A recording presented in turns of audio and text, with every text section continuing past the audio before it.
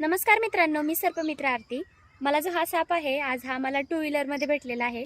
मित्रांनो, या सापाची ओळख खूप सोपी आहे. हा जो साप आहे, याला मराठीमध्ये तस्कर, इंग्लिशमध्ये कॉमन ट्रिंकेट स्नेक, तसेच हिंदीमध्ये अलंकारात म्हटलं जातं.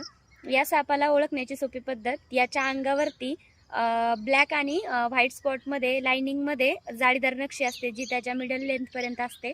तसेच मिडलपासून हा टेलपर्यंत त्याच्या दोन्ही बाजूने काळपट आणि तपकिरी रंगामध्ये लाईन असते, जी त्याच्या टेलपर्यंत असते. तसेच याचे डोळे गोल असतात आणि डोळ्याच्या खाली ब्लॅक पट्टी असते. मित्रांनो, हा पूर्णपणे बिनविषारी साप आहे.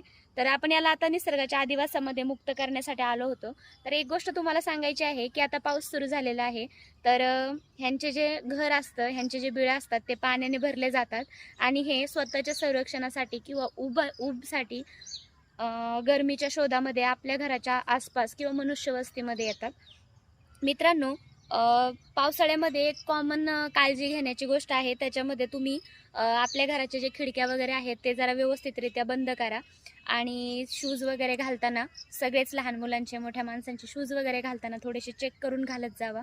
तसेच आडगळीच्या ठिकाणी डायरेक्टली हात वगैरे घालू नका. आजूबाजूचा घराचा जो परिसर आहे, तो स्वच्छ ठेवा आणि शक्य तेवढी संध्याकाळच्या टायमिंगला आपल्या घराच्या आजूबाजूला प्रकाश असावा.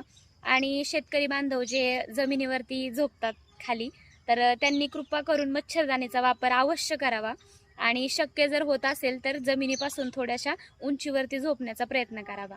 आणि तसेच शेतकरी काही बंधू भगिनी आहेत, ते काय करतात, आता पावसाळ्यामध्ये सरपण वगैरे ठेवलेले असतात आपले, डायरेक्टली जाऊन तिथून आपण सरपण काढतो आणि चूल पेटवण्याचा प्रयत्न करतो, कारण लाईटचा वगैरे विश्व असतो. तर मित्रांनो, तसं न करता पहिले चेक करून व्यवस्थितरित्या स्वतःची काळजी घ्या आणि या जीवाचीही काळजी घ्या. विषारी बिनविषारी दोन्ही प्रकारचे साप हे आपल्या ऊब घेण्यासाठी आपल्या आजूबाजूला येऊ शकतात, तर ते तुम्हाला सांगता येणार नाही.